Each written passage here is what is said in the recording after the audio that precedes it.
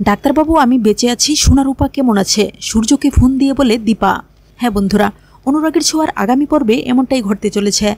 নদীর স্রোতে ভেসে যাওয়ার পর রূপাকে প্রথমে খুঁজে পায় লাড্ডু নামের একটি ছোট্ট ছেলে। সে তার মাসিকে ডেকে এনে রূপাকে বাড়িতে নিয়ে যায়। তারা জানতো না এই ছোট্ট মেয়েটির মা এখনও অজ্ঞান অবস্থায় নদীর তীরে পড়ে আছে। কিছুক্ষণ পরে স্থানীয় একজন মহিলা দীপাকে দেখতে পায় এবং কিছু মানুষ ডেকে এনে তাদের সাহায্যে দীপাকে হাসপাতালে নিয়ে যায়। দীপা ধীরে ধীরে চেতনা ফিরে পায় এবং রূপার কথা মনে পড়ে যায়। তারপর দীপা সেখানে থাকা একজনের কাছ থেকে একটা মোবাইল নিয়ে সূর্যকে ফোন দেয়। দীপা বলে, ডাক্তারবাবু আমি দীপা, আমি বেঁচে আছি, সোনা রূপা কেমন আছে? দীপার কণ্ঠে উদ্বেগ ছিল। এদিকে সূর্য দীপার ফোন পেয়ে স্তব্ধ হয়ে যায়। তার চোখ দিয়ে অনবরত জল গড়িয়ে পড়তে থাকে। সূর্য বলে, দীপা আমি সোনাকে খুঁজে পেয়েছি, কিন্তু রূপার কথা বলে সূর্য কিছুক্ষণ থেমে থাকে। তখনই হাসপাতালের দরজা দিয়ে একজন নার্সকে দেখতে পায় সূর্য।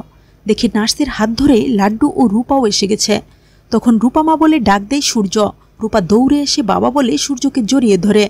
আর এসব কিছুই দীপাও ওপার থেকে শুনতে পায়। তারপর দীপা ও সূর্য দুজনেই হাঁপ ছেড়ে বেঁচে যায়। তো বন্ধুরা, তোমরা তো এটাই চাও। এভাবেই যদি তাদের ছোট্ট পরিবার আবার একসাথে হয়, স্রোতের বিপরীতে তারা আবারও নতুন করে বাঁচার স্বপ্ন দেখে, তাহলে কেমন লাগবে তোমাদের? কমেন্ট করতে ভুলো না। ধন্যবাদ।